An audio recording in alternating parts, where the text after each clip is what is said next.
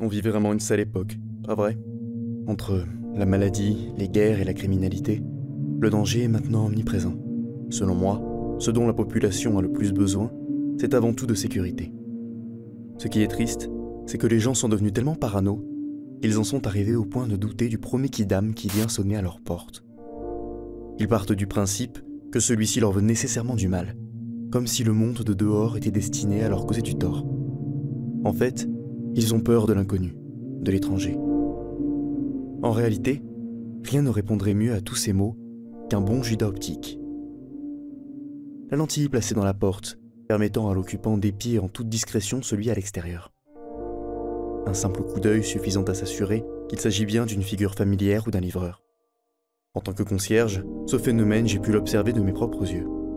Alors, quand le syndicat de mon immeuble m'a appelé afin d'installer quelques Judas, je n'ai pas hésité un instant. Après tout, ça rentrait dans mes compétences. J'ai installé un Judas chez tous les habitants qui le souhaitaient. Ils étaient ravis. Mais tout n'est pas aussi simple. Les gens se méfient des inconnus, mais trop rarement de leurs proches.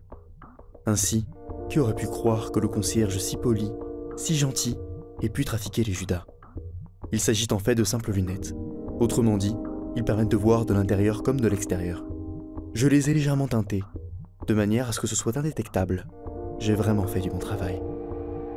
Ces gens qui craignent tant l'inconnu pourraient être épiés depuis le couloir par les pires énergumènes du pays. Mais ce n'est pas tout. Pour les occupants que j'apprécie le moins, j'ai apporté une légère modification. Imperceptible sans en avoir connaissance.